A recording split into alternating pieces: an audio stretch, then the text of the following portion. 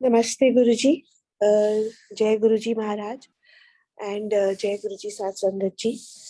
शुक्राना गुरुजी महाराज का multilingual zoom platform पे आप सबका स्वागत है. As you all know, today we are here to read the book of Commander Sharma Uncle, Blessings Ready for Divinity. And it is a great honor to ask Archie Aunty to read the first 11 pages of this book today. Aunty, if you can please unmute yourself and start the reading. Welcome to the platform. Thank you, Ekta Aunty. Jai Guruji ki Shukrana, Beant Beant, Anantam Shukrana Guruji Maharaj and the platform Multilingual for giving me this very blessed opportunity. And yes, thank you very much, Commander Uncle, for penning down this masterpiece, this treasure for us. Not taking further much time, I will like to start the reading with chapter 1. I'm truly honored and privileged for saying Beant Shukrana Maharaj for this blessing to me. So the chapter 1 goes by the title of Longing and Belonging. Commander Uncle says, it was my turmoil as a father that first took me to Guruji Maharaj. My wife Kamlesh and I are proud parents of 3 daughters, Jaya, the eldest, Shubha, and Ila, the youngest. The pressing reason for my wanting to meet Guruji was Shubha. She had been suffering from asthma and eczema since an early age. Then 16, she had endured these maladies for nearly 14 years. Yet there was no cure in sight. We could not handle the issue anymore. It was at that point in our lives that I learned about Guruji Maharaj through a colleague and friend, Sehgal, a senior official with the government. She advised me to seek blessings of Guruji, who stayed at Empire State in Sultanpur on the Delhi-Gurgaon road. Her words are indelibly etched on my mind even after 2 decades. He is very powerful. He will cure your daughter. Like any parent, we were willing to do anything for our daughter. I can't say I believe in her assertion, but hoped it was true for the sake of my daughter. Her condition was complicating her academic life and eroding our happiness. She could not appear for her midterm exams and was on the verge of losing a year of studies. So I asked my friend to take me along with her to Guruji. She promised to do so on her next visit. That very night, I had a dream. Sehgal and I were going to a venue. When we reached the entrance, the door opened, and the guard manning the door only let her in. He stopped me, saying, "You have to come alone." The next day, in intuitive obedience to my vision, I called up Sehgal and told her that I would be going to Guruji by myself. That said, we both forgot about the issue. We had a house in Ghaziabad where my parents lived. I worked in Delhi, and to avoid commuting between Delhi and Ghaziabad, I had rented a place at Kalkaji, New Delhi. At the same time, we were allotted a flat in Jalvayu Towers, a group housing society under construction at Gurgaon. Financing the construction of this house had become a huge challenge. I was planning to exit the scheme if I could. It must have been the last quarter of the year 2000 when my wife and I were driving down to Gurgaon. And as we went past the Empire State Estate Colony, I told her about Guruji, repeating my friend's assertion about his powerful ability to heal. Even as I said so, I added a caveat. I would go for darshan only after we were able to shift to Gurgaon. Little did I realize that I had thus put a precondition before Guruji. The way out of my financial predicament was to sell my house in Ghaziabad, but I could not do so when my parents were living in it. The dilemma was solved when my father called up a few days later to propose that I sell off the house to my elder brother. That meant I would get the money and my parents would continue living in the house. On January 26, 2001, I shifted to a flat in Gurgaon, a place we occupy to date. Here I was reminded of my mental promise to Guruji that I would go to him once I had settled in Gurgaon. 3 weeks later, on the evening of February 18th, I left for Guruji's place. The person manning the gate at E Villa in Empire State told me that I was at the I that it was the holy day of Mahashivratri and Guruji was at Bade Mandir. I did not know about this temple, the sacred Shiva Mandir that Guruji built, which is filled with blessings and rings with the uplifting joy of the most sacred Gurbani. The devotee at the gate pointed to a car with a flashing red light atop it and asked me to follow it.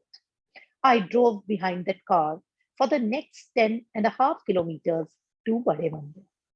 It was a deserted and a barely lit stretch that went past and way beyond the Chhatarpur temple complex. I parked adjacent to the mandir and joined a line of devotees queuing up for darshan. My first reaction upon seeing him was maybe I am at the wrong place. Guruji did not look like the way gurus do. I expected a saintly personage dressed in an appropriately saffron robe with a big beard to boot. The mandir itself was a spectacular without being ostentatious. Guruji looked like he owned this world, and I thought to myself, maybe he is not the guru from Empire State that I was supposed to come and meet. A devotee was standing in front of me. I gently tapped his shoulder to ask, is he the Guruji from Empire State? I could immediately tell he did not like being disturbed. He answered in a hushed tone, Uncle, you're at the right place. Don't ever leave this place for another. These two sentences have become my guiding lights. Ever since, I always enjoin my fellow journeymen to follow this sage advice.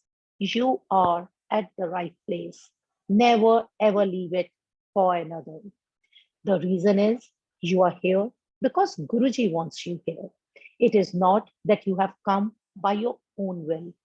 He has planned it and he has made it happen. As he did for me, even though I stupidly put a condition before him.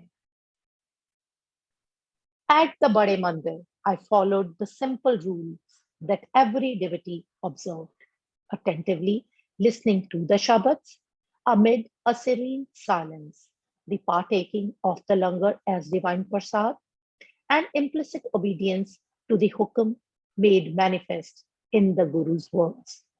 After langar, someone walked up to me, perhaps noting that I was new, and asked me not to leave for home without taking Guruji's agya or permission. I wondered how to take agya and was told that I would get it. I did not receive the permission and reached home only by around 2:30 a.m.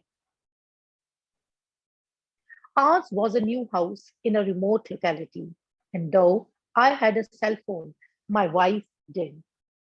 Hence, I could not communicate my whereabouts. She was worried. When she gets worried, she gets very upset, and that leads to anger. I kept quiet. It is a behavioral nicety. Just keeping quiet, even under the most provocative circumstances, has helped me big time throughout my life.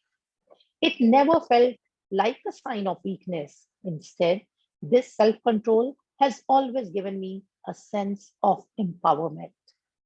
I stayed silent and the storm blew over. I realized my wife wasn't going to like it if I told her about Guruji. She, being then of the opinion that a family man should fulfill his responsibilities foremost and not spend time going to gurus. She could not be blamed for thinking that way. Yet I began visiting Empire State every Saturday. I never discussed my routine with my wife, as I was not sure of her reaction. I did not want to object. I did not want her to object to my visits or criticize my guru. I felt Guruji would decide how and when she should come to his presence.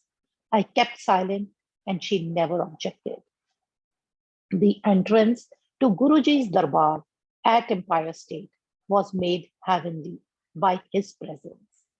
Devotees parked outside the residential complex, and as they walked in, this strong fragrance was felt. Rose like, but not rose, perfumed, but not a perfume.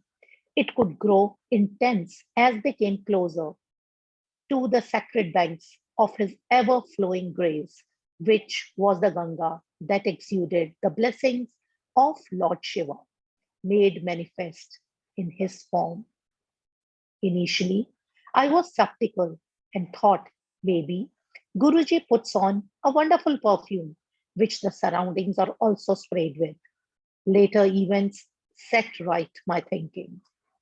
E Villa was a residential flat with a commodious and beautiful hall where Guruji sat, full of light.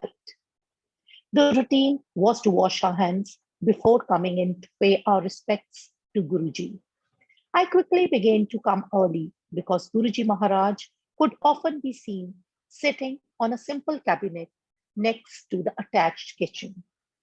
He would be sporting casual attire, usually a half t-shirt with trousers and sports shoes. In this more informal setup, I could maybe have a good fortune of sitting closer to him and get to listen to what he was saying. Speaking to him was out of the question. Usually, I would put my head to his lotus feet, step back, and sit down, very far away. Guruji would, after some time, go inside his room, change into magnificent robes, then come and grace his asana. The devotees, the Sangat, would bring bouquets, and Guruji would speak to some devotees and later other and let others just be. Each would get from Guruji what they needed. For a very long time, my presence was not visibly acknowledged by Guruji. I got a royal ignore, at least that is what I thought at that time. But I never gave up. I felt that this place belonged to me and he was my guru. I was not leaving the sanctuary, even if I was not leaving the sanctuary, even if I didn't deserve or qualify to be there. In fact, I was very careful not to do anything that would create a disturbance and get me thrown out, so as not to upset Guruji with my disconcerting presence. I sat far away from his asana, hiding in a corner so that he would not notice me. The fact that I was there for my daughter who needed healing was pushed into the recesses of my mind. This was a divine place, and its sacred ambience was so fulfilling, so overpowering, that the humdrum concerns of one's daily life simply took a backseat. After devotees came inside and bowed to Guruji, they would be served chai prasad. The servitors of the Guru or the Sevadars would bring the prasad up to them. With time, I came to know a few names. There were Sehgal uncle, Joshi uncle, and few others. Around 9 p.m., Guruji would give Kada Prasad from his own hands. It was a much disciplined affair.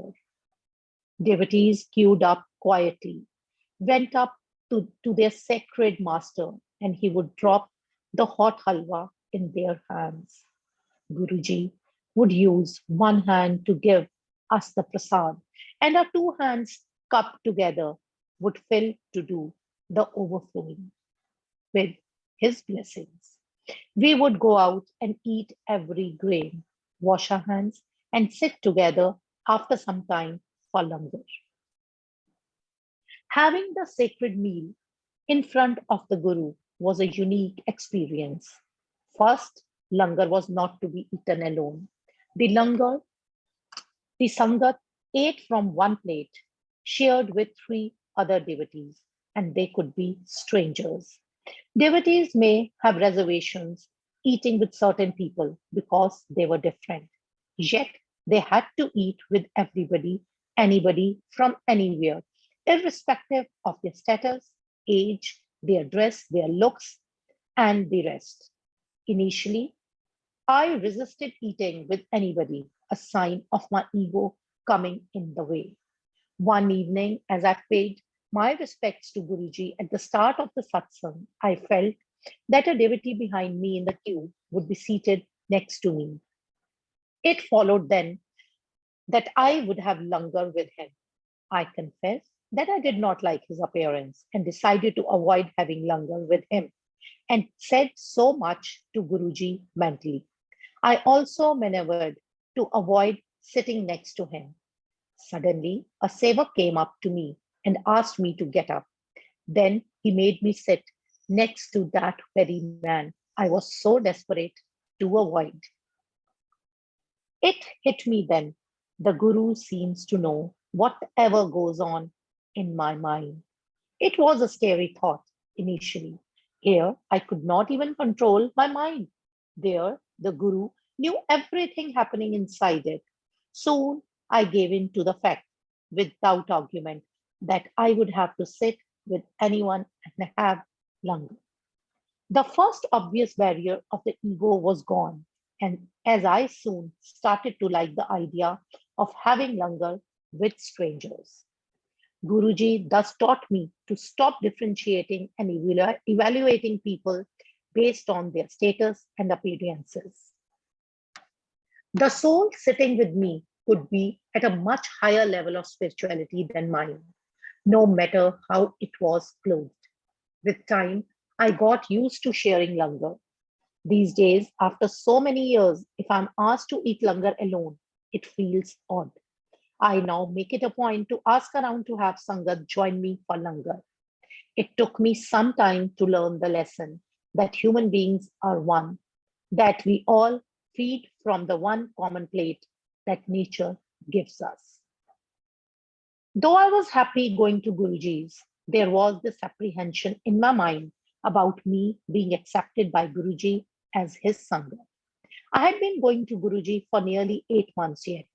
He had never spoken to me or acknowledged my presence. I wondered if I belonged here and if he would ever speak to me. On one occasion, as I kneeled in front of him, eyes down as always to get Kara Prasad, I realized he had not dropped it into my hands. Afraid and startled that I was not going to get it, and even misapprehending this was perhaps the end of the road for me, I looked up to find Maharaj smiling at me. He asked very gently in Punjabi, "What is your name?" I had waited for this very moment for so long, but finally, when it did come, I felt numb and knocked out. My mind could not respond. Heart pounding, I mumbled my name, Raj Kumar. He then asked me what I did, and I told Guruji that I had retired from the Navy as commander. Guruji, with a smile on his face, gently dropped halwa prasad in my cupped hands and said, "Aa jaya kar." That was a cherished moment. Guruji spoke to me and allowed me to visit him regularly. Halwa prasad was always eaten outside the mandir. As I got up and walked towards the exit, someone whispered in my ear, "Congratulations, uncle, you have been granted admission by Guruji." My excitement knew no limits. I stepped out, feeling as if I had cleared the biggest exam of my life. My mind was overcome with emotions and thoughts. Today onwards, I belong here. He is my Guruji, and I have been accepted by him as his Sangha, irrespective of all my shortcomings. No one can throw me out now. I am his devotee, and it does not matter who I am. It does not matter what goes on in my mind. It does not matter what I do. What is my background, where I come from? Nothing. I am a part of Guruji's Sangat, and from here on, that is my identity. That indeed has been my identity ever since.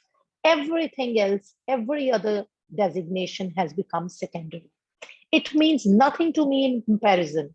Guruji's Sangat is all that I am and I ever want to be. That's all I ever desire in the future, too. Such was the overpowering experience of being in the presence of Guruji Maharaj. I still get goosebumps remembering that moment.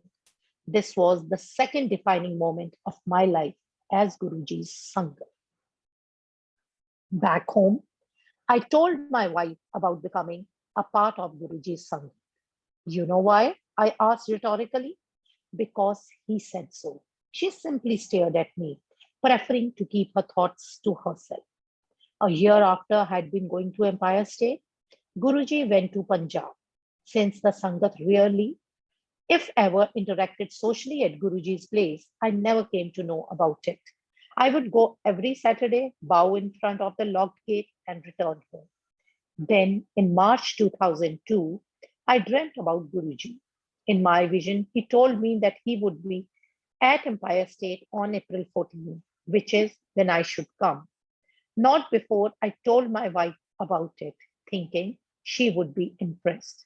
She gave me a hard look, as if wondering whether my mind was at the right place or not. But as always, she said nothing, and I went to Empire State only on the given date. It turned out to be the first Sangat being held after Guruji had come back from Punjab the day before. I was excited. My dream had come true. Guruji's dreams are not unreal, they are meaningful. This vision encouraged me to believe that Guruji kept a watch over me and had begun to communicate with me. I told my wife that Guruji was present at Empire State as foretold. My wife was surprised. Her facial expressions relaxed, but she kept quiet. I felt for the first time she had mellowed down a bit and was not apparently upset with my going to Guruji. Yet, she never volunteered to come with me, even though I had heard from devotees that Guruji always encouraged spouses to come together. I desperately wanted her to come along and hoped Guruji would make it happen when the time was right. The turnaround came soon. At 5 o'clock one morning, I saw her sitting harassed at the edge of our bed. She told me she had seen an intruder inside the house. After talking over why had she not woken me up earlier, we both went to look around for this thief and found none. All doors were securely locked from inside as well. Clearly, there was no outsider inside. Relaxed, we got talking. I asked my wife what the thief looked like. She said that the alleged thief was a bald man wearing a royal robe and looked very handsome. He stood close to the refrigerator, hands folded across his chest, and looked at the entire house, smiling all the while.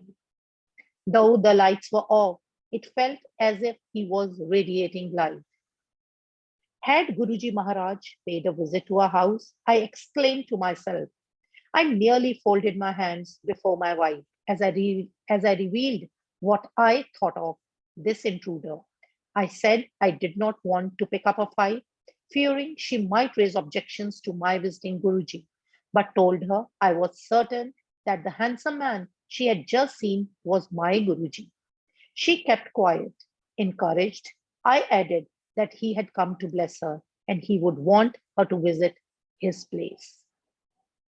I then requested her to come with me just once for his darshan and then decide for herself. Surprisingly, she agreed.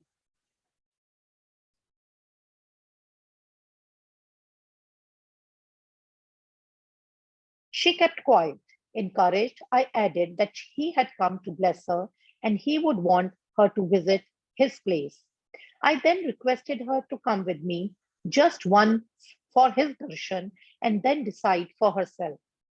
Surprisingly, she agreed. I was happy that finally I would be able to take her along to meet Guruji. All this while, I had been feeling as if only one half of me was going to Guruji.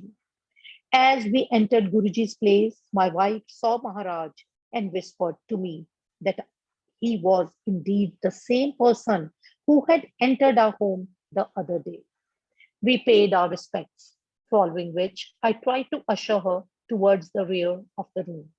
She instead decided to sit in the front, whispering to me to do likewise. I told her that we should instead sit as far back as possible, but she did not agree. As Guruji was within earshot, I thought it best to let her have her way. She sat in front of him, and I got back to the end of the room, sitting next to where the music system played the divine Shabads. One of my reasons for sitting there was that Guruji's heady rose like fragrance kept wafting out from his closed room.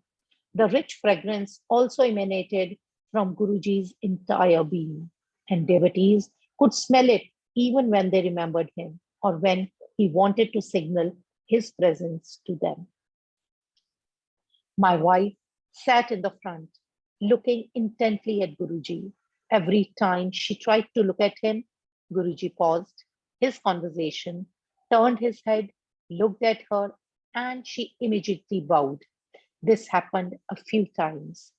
Back home, my wife could not sleep for 4 to 5 days because she could not get Guruji's eyes out of her mind.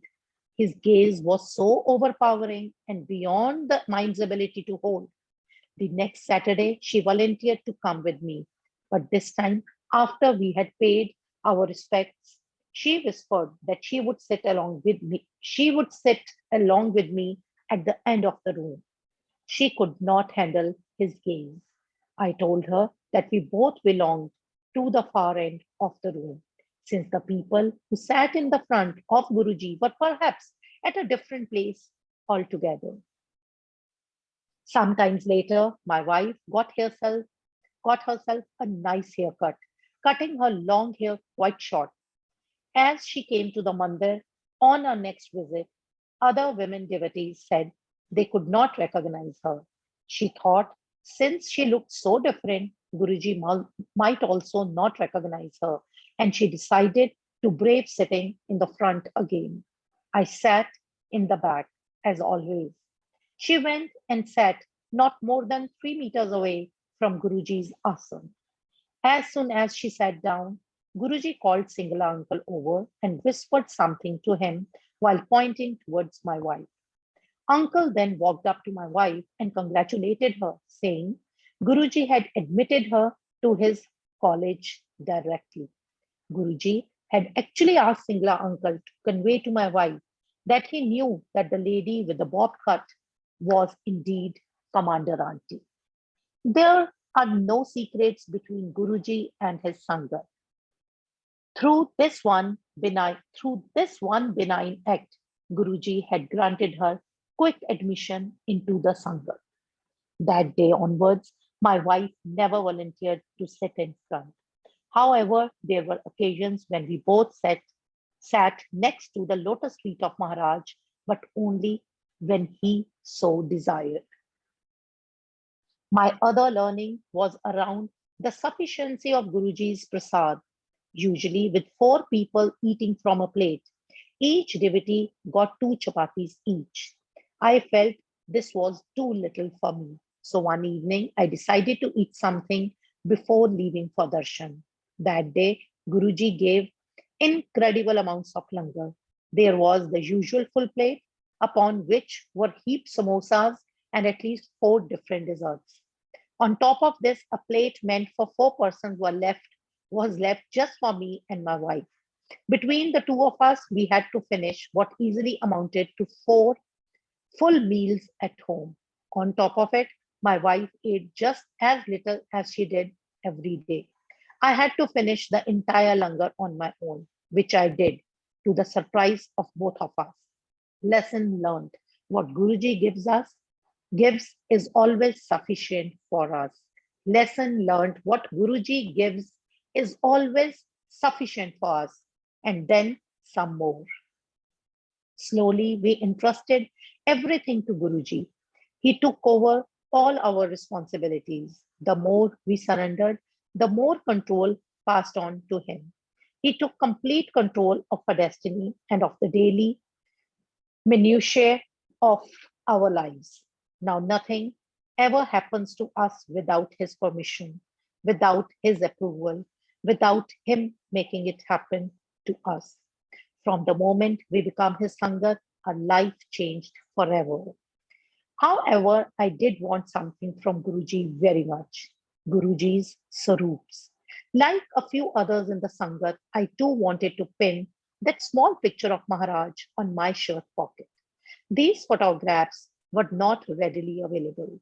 We could not get those printed on our own to distribute them among the Sangat as it is the practice these days. That was a strict no. They had to be given to Sangat by Guruji or by his favorites under his direct orders. Devotees pinned these on their chest pockets, proudly cherishing them. For a Sangat, Guruji's Sarup was essentially Guruji himself. So when we got a Sarup, we actually brought Guruji home. I mentioned the matter to Colonel Chatterjee as my wife and I chanced to be seated together for langar. Chatterjee uncle, who has since gone to Guruji's abode, was a devotee of the highest order and senior to me in service. He always had one pinned to his chest pocket. He advised me to just ask Guruji for it. I told him I had no courage to do so verbally. He told me to close my eyes and pray. Maharaj, I need your service. I did not believe in his advice, but I decided to try it out. I quietly closed my eyes, talked to Guruji, asking him if I could have those sarups. I would also like to put one on top of my shirt pocket. I prayed. We then washed up after langar and queued up for Agya to go home. Guruji made a gesture and a sevak brought a box before him. When my turn came, he opened the box, counted 4 sarups, handed them to me, closed the box and returned it. Sarups for the entire family. My prayer had been heard so quickly. For a long time, I proudly displayed this sarup on the tip of my front pocket. I still keep them with me as blessings of Guruji. The sarups continue to be a wonderful reminder of those priceless moments. Jai Guruji, Shukrana Guruji, Sangaji. So with this, we come to the end of chapter 1 of Longing and Belonging. I'm sure you all must have had a trip to Empire State, going back to the era. Commander Uncle has so beautifully and so smoothly taken us uh, to that era, and I personally had goosebumps so many times while reading it. Every time I've read this chapter about third time, and each time I read, I feel a different connect. I feel a different presence of Maharaj. I feel myself sitting right there, whereas I have not been to Empire State when Maharaj was in his physical form, but I so feel that I was there through this chapter. And so many takeaways from this chapter. The title being of longing and belonging, yes, so beautifully titled of longing and belonging. Our souls are belong to Maharaj, and they long to be into his sharan till we could consciously find him in this janam, this life. And yes, Guruji gives us always what is sufficient for us, and then some more. Uh, Uncle has always, through his satsangs, taught us the very essence of the realm of Maharaj, and through such lines, through such words, and through his satsang, it is so nicely explained, so logically, and so validating it is. And I mean, I like to check if Commander Uncle is present here.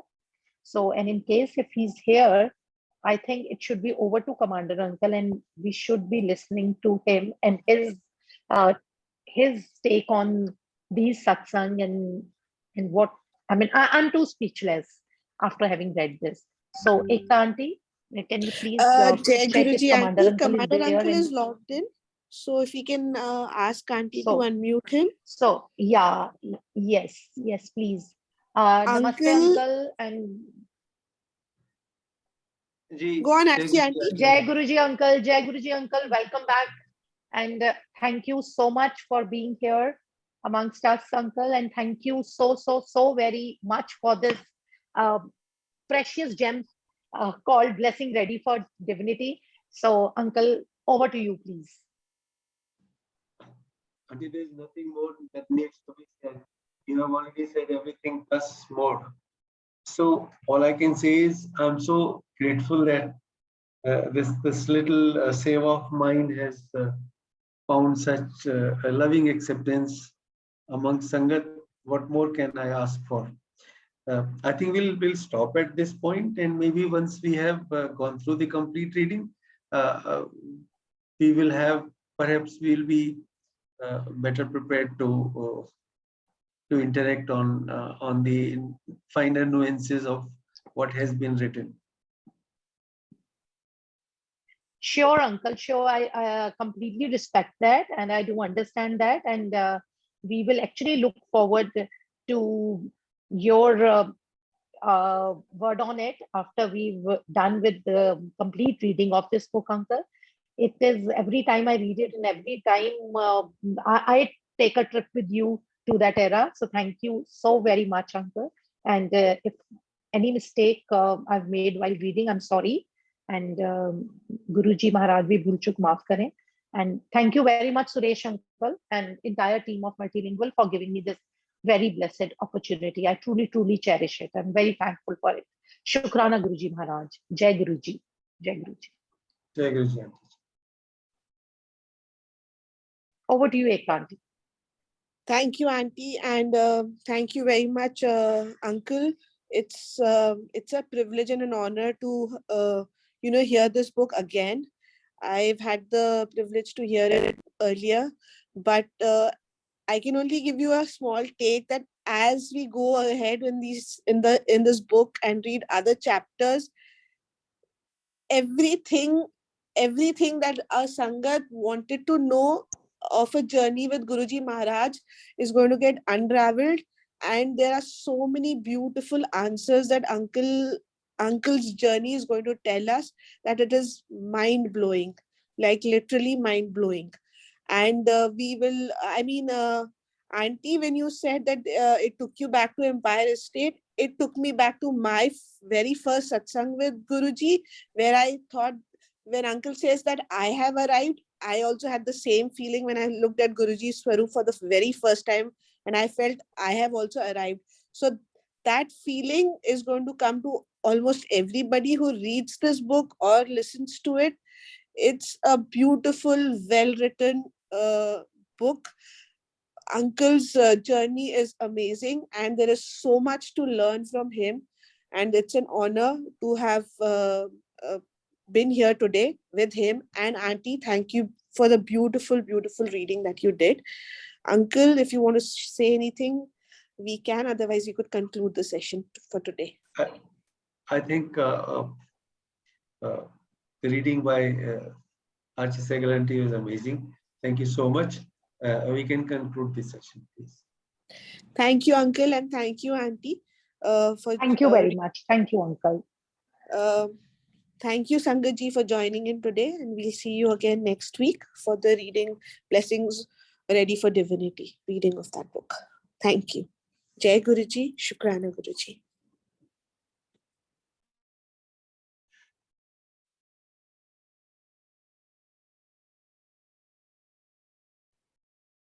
Jai Guruji, Sangaji. We all can unmute ourselves and take Agya from Guruji. जय गुरु जी, शुक्राना Jai Guruji, Shukrana Guruji. Thank you, madam. जय गुरु जी, शुक्राना गुरु जी।